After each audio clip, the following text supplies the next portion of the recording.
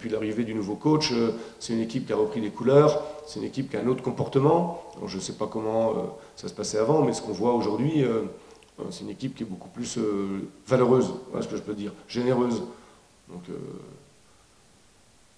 pour moi, des possibilités autres, mais enfin bon, après c'est que mon avis, et puis après chacun a son classement, hein. S'ils sont là, c'est bien qu'il y ait une raison. Donc là, on va se battre pour l'instant ensemble pour se sortir de cette zone dangereuse. Mais je ne suis pas certain qu'en fin de saison, Nantes et Metz soient à la même place, mais on verra bien. Pour l'instant, on est à peu près, donc là, on va se batailler avec comme deux équipes de la deuxième partie de tableau. On a pris moins de buts, bon, après, on enlève le match de Monaco, mais bon, regardez un peu les scores, hein, même en Ligue des Champions. Hein. On n'est pas les seuls.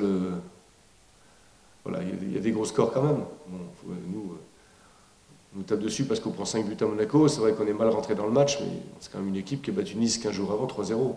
Bon, Nice était premier du championnat, donc il n'y a pas une grosse différence aujourd'hui. Regardez Barcelone qui prend 4-0 à Paris. C'est pas ni infamant, ni blâmant, simplement il y avait sur le match une trop grande différence entre les deux équipes, que ce soit nous avec Monaco. Alors je ne compare pas avec la Ligue des Champions, mais chacun son championnat, quoi. Donc, pour revenir à votre question, ce qui fait que ça va mieux, c'est qu'on a pris 0 but à Nice, on a pris 0 but contre Montpellier, on a pris 1 but contre Dijon. Voilà, parce qu'à domicile, notamment sur ces matchs à domicile, eh bien, et 0 but contre Marseille, sur ces matchs à domicile, on marque toujours un peu, ou plutôt beaucoup, 2 buts, des fois 3 buts. Donc voilà. Quand on ne prend pas de but, on a plus de chances de gagner les matchs. C'est ce qui s'est passé. Et comme par hasard à Angers, on a pris 2 buts, on a perdu. Comme par hasard à Monaco, au bout de 10 minutes, le match était terminé. Donc voilà, nous, on sait dans quelle direction on doit aller, notamment à domicile. C'est ce qui nous a coûté beaucoup trop de points à domicile, que tous ces buts encaissés sur la première partie de saison. Maintenant, on a joué aussi des équipes qui étaient en forme. On a joué Bordeaux, Monaco, Nice, mais bon, aujourd'hui, en Ligue 1, tout le monde est capable de marquer des buts.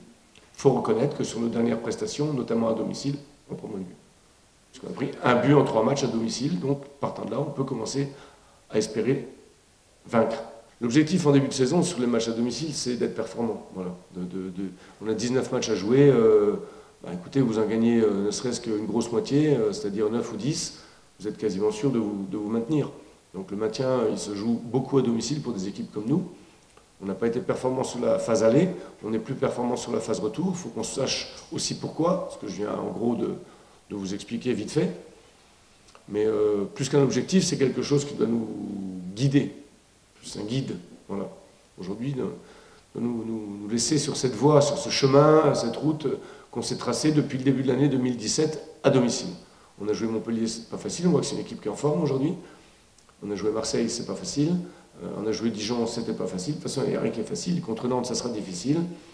Donc voilà, la route qu'on s'est tracée plutôt sur ces matchs à domicile, gardons-la.